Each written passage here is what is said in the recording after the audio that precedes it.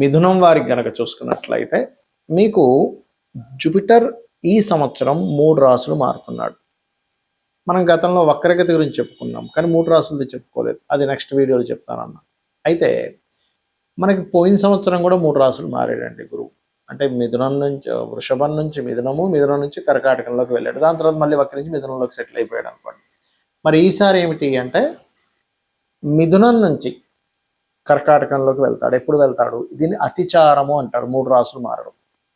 ఈ అతిచారంలో మనకి ఇప్పుడు ప్రజెంట్ మార్చి మాసంలో ఏదైతే ఉగాది వస్తుందో ఆ సమయానికి మిథునంలో ఉంటూ, అంటే మీ రాశిలో ఉంటూ, మీ రాశి నుంచి 2వ స్థానంలో ధనస్థానంలోకి వెళ్తూ జూన్ 2 కల్లా అక్కడ ఉంటూ, జూన్ 2 నుంచి అక్టోబర్ ఎండింగ్ వరకు 2వ స్థానంలో ఉంటూ, అక్టోబర్ ఎండింగ్ తర్వాత నుంచి మళ్ళీ మీకు 3వ స్థానంలోకి వెళ్తాడు. సో అంటే ఏమిటి? ఈసారి 3 రాసులు మారుతున్నందుకు మీకు కలిగే ఫలితాలు ఏమిటి? ఏ విషయాల పట్ల మీరు జాగ్రత్తగా ఉండాలి? ఏ దేవత ఆరాధన చేసుకోవాలి? అదేవిధంగా దేశకాల పరిస్థితుల్లో ఎటువంటి మార్పులు ఉన్నాయి అనేటువంటి అంశాలు చెప్తుంది నేనైనప్పటికీ చెప్పిస్తుంది సాక్షాత్ లలిత అమ్మవారిగా భావిస్తూ, ఆ లలితాంబిక అమ్మవారి యొక్క అనుగ్రహం మీకు పరిపూర్ణంగా కలగాలని మనస్ఫూర్తి కోరుకుంటూ, ప్రధానంగా ఇక్కడ మీరు గమనించినట్లయితే రాశిలో మీకు ఉండేటువంటి గురువు 10th లార్డ్ అయినందుకు, 10th హౌస్లో సాటర్న్ ఉన్నందుకు ఇక్కడ కెరియర్ పరమైనటువంటి విషయాల్లో అవకాశాలు వస్తాయి. స్ట్రెస్ ఎక్కువగా ఉంటుంది. కాబట్టి మీరు ఏం చేయండి? ఓం మాణిక్య మకుటాకార జానుద్వయ విరాజితాయ నమః అని మంత్రం చేయండి. ఇక 2వ స్థానంలోకి వెళ్తాడు గురువు మీకు ఈ సంవత్సరంలో జూన్ 2వ తేదీ నుంచి. అక్కడ నుంచి ఫైనాన్షియల్ గ్రోత్ పెరుగుతుంది ఒకవైపు, కానీ ధనం మూలంగానే కుటుంబ సభ్యులలో తల్లి వరుస వారితోని, అక్కయ్య వరుస వారితోని కొంత మనస్పర్ధలు వస్తాయి. సో ఈ ధనం మూలంగా మనస్పర్ధ వస్తుంది అని అనుకోని మీకు ఎక్కడైనా అనిపించినప్పుడు, మనకు ముందుగానే తెలుస్తుంటాయి కొన్ని. అలా ఏమాత్రం అనిపించినా దాన్ని ఇమీడియట్లీ అక్కడ కట్ చేసేసి టాపిక్ మార్చడమో లేకపోతే ఇంకో దాంట్లోకి వెళ్ళిపోండి. ఎందుకంటే అది కంటిన్యూ అయితే ఆ మనస్పర్ధలు ఆఖరికి మీ కుటుంబంతో దూరం అయ్యే వరకు కూడా తీసుకెళ్తుంది. ఇక నవంబర్ 1వ తేదీ నుంచి ఎప్పుడైతే మీకు సింహరాశిలోకి ఎంటర్ అవుతాడో గురువు 3వ స్థానంలోకి ఎంటర్ అవుతాడు. కాబట్టి తండ్రి తరపు వారు, ఇంట్లో ఉండేటువంటి పెద్దలు లేదా డాక్టర్స్తోని, మెడికల్లో ఉండేటువంటి వారితోని మీరు ఏదైనా కమ్యూనికేట్ చేసేటప్పుడు పర్టికులర్గా జాగ్రత్త వహించండి. ఇది ప్రధానంగా మీరు గుర్తుపెట్టుకోవాల్సిన అంశం.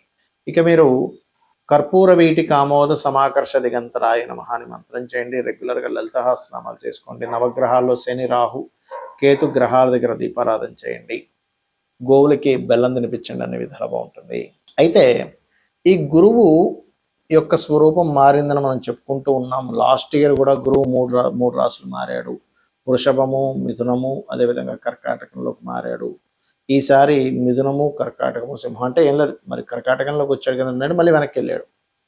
అలాగే ఈసారి కూడా ఏంటంటే మిథునము, కర్కాటకము, సింహంలోకి వచ్చినటువంటి గురువు మళ్ళీ వెనక్కి వెళ్ళి మళ్ళీ కర్కాటకంలో సెటిల్ అవుతాడు. కాకపోతే ఎప్పుడైనా గుర్తుపెట్టుకోండి, 3 రాసులు మారిన గురువు విపత్తుల్ని క్రియేట్ చేస్తాడు ఎక్కువగా. అంటే అది ప్రశాంతంగా ఉండనివ్వడు.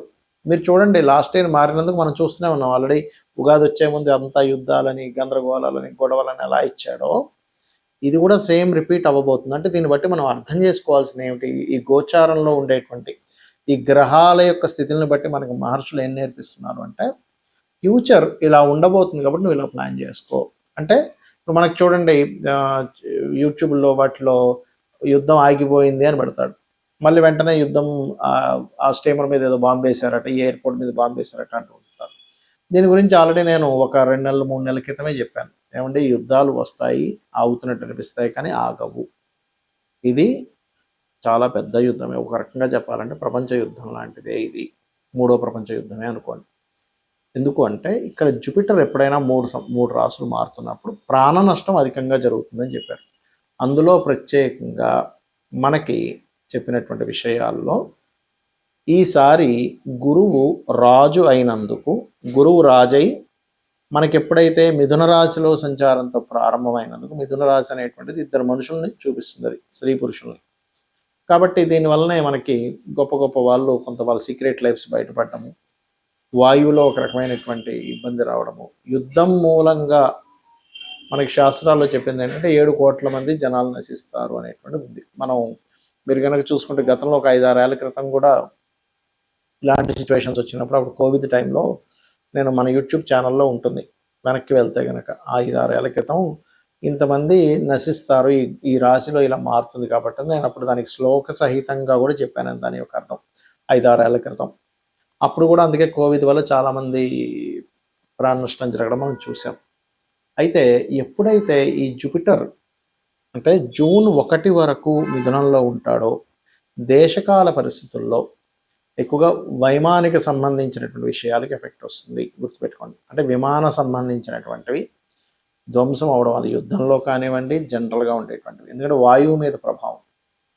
అలాగే మరొకటి ఏంటంటే వాయువులో ఒక రకమైనటువంటి నెగటివ్ ఇది రావడం వల్ల ఏంటంటే అయ్యో వాయు కలుషితం అయిపోయింది ఇలాగా. మూడవది లేనిపోనివి క్రియేట్ అవ్వడం, అసలు లేని ప్రచారం అవ్వడం, అసలు ఏది నిజమో ఏది అబద్ధమో అర్థం కాని పరిస్థితి. ఏమిటండి అసలు ఇది నిజమేనా, అసలు పేపర్లో వచ్చేది నిజమా కాదా, యూట్యూబ్లో వచ్చేది నిజమా కాదా అనేటువంటి సంశయంతో ఉంటూ ఉంటుంది.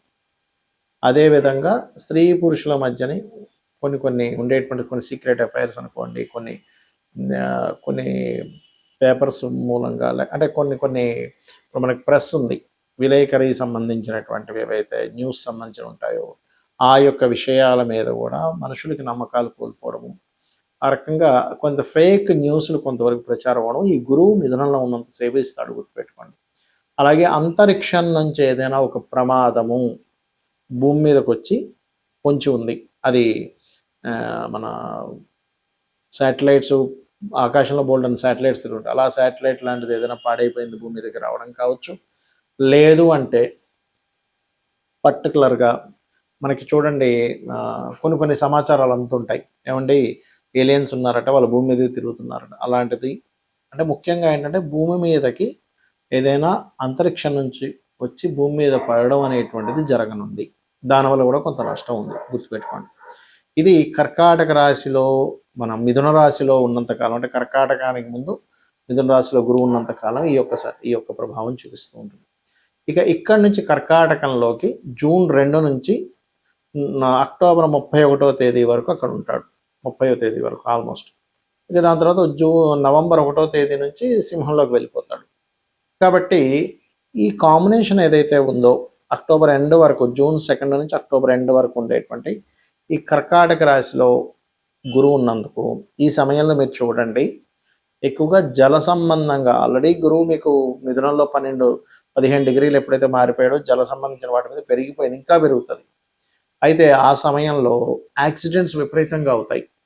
అందుకని మనం వాహనం వెళ్ళేటప్పుడు కాస్త అప్రమత్తంగా ఉండండి. ఇంటి నుంచి మనం బయలుదేరేటప్పుడు 1-4 సార్లు మనం ఎక్కడికి వెళ్తున్నాము, సరైన వాహనమా కాదా, సరైన సమయంలో బయలుదేరుతున్నాము, లేదా దుర్ముహూర్తాల్లోని వీటిలో బయలుదేరుతూ ఉంటాం, దుర్ముహూర్తము గండము ఈ సమయాల్లో, అటువంటి సమయాల్లో బయలుదేరకండి, ఎందుకంటే అది లింక్ ఉంటుంది అక్కడ.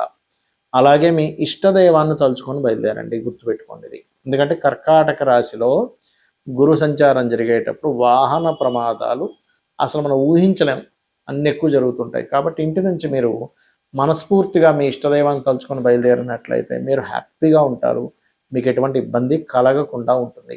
ఇది చెప్పడం కోసం ఆ విషయం చెప్పాల్సి వస్తుంది. ఇక మూడో విషయం ఏంటంటే ఈ జలము కలుషితం అవ్వడం, జలం మూలంగా గొడవలు రావడం, కర్కాటక రాశిలోకి గురువు వచ్చినందుకు జలం మూలంగానే కొన్ని దేశాల మధ్యన ఇబ్బంది రావడం, కొంత ఫుడ్కి ఇబ్బంది రావడం, ఫుడ్లో కొంత కలుషితాలు ఏర్పడడం, ఇట్లాంటివన్నీ కూడా ఇస్తుంది అక్కడ. ఇక ఇదే సింహరాశి నుంచి మన కర్కాటక రాశి నుంచి ఎప్పుడైతే సింహంలోకి నవంబర్ నుంచి ఎంటర్ అవుతాడో అక్కడ కలిగేటువంటిది ముఖ్యంగా నాయకుల మీద ఎఫెక్ట్ చూపిస్తుంది. అది పొలిటికల్ రిలేటెడ్, సీఎంలు అనుకోండి, పిఎంలు అనుకోండి, ప్రెసిడెంట్లు అనుకోండి, ప్రపంచవ్యాప్తంగా ఉండేటువంటి పెద్ద వాళ్ళు ఎవరైతే ఉంటారో, పొలిటికల్ రంగాల్లో ఉండేటువంటి వారు ఎవరైతే ఉంటారో వాళ్ళ మీద పూర్తిగా నవంబర్, డిసెంబర్, జనవరి మాసాలు ఎక్కువ ప్రభావం చూపించనుంది, గుర్తుపెట్టుకోండి. మరి ఈ ప్రభావాలు సామాన్య ప్రజలకు దేని మీద చూపిస్తుంది అంటే ఆరోగ్య సంబంధించిన దాని మీదకి వస్తున్నాడు జూపిటర్, ఎందుకంటే ఆరోగ్యానికి కారకుడు రవి కదా. అందుకని ఆ సమయంలో వీలైనంత మట్టుకు హోమ్ రెమెడీస్ కొన్ని ఉంటాయి మనం ఇంట్లో పాటించేవి, కొంచెం కొంత కషాయం లాంటిది ఏదైనా తీసుకోవడము, ఎటువంటి హెల్త్ ఇష్యూస్ రాకుండా ఉండడం కోసం మనం కోవిడ్ టైంలో కొన్ని పాటించాం, ఇంట్లో ఉండి చక్కగా పాటించడం వల్ల హ్యాపీగా ఉన్నారు. కాబట్టి అలాగా కొంతమంది డాక్టర్ల సూచనల చేత అదేవిధంగా ఆయుర్వేదంలో కావచ్చు, హోమియోపతిలో కావచ్చు, అలోపతిలో కావచ్చు, వాళ్ళు కొంతమంది వెల్ ఎడ్యుకేటెడ్ పీపుల్ ఉంటారు.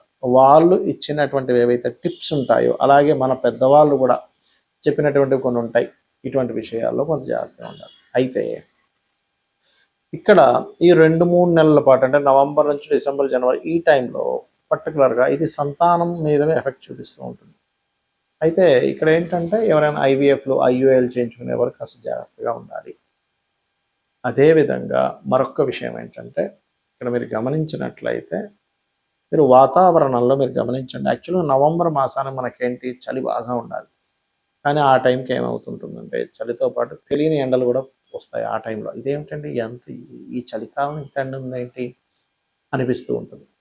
కాబట్టి నేను చెప్పినటువంటి పరిహారాలు ప్రధానంగా చండీ వినడం, చండీ పారాయణం చేయడం, లలితా సహస్రనామాలు వినడం, మీ ఇష్టదైవాన్ని స్మరించుకోవడం చేయండి. అన్ని విధాలా బాగుంటుంది. శ్రీమాత్రే నమః.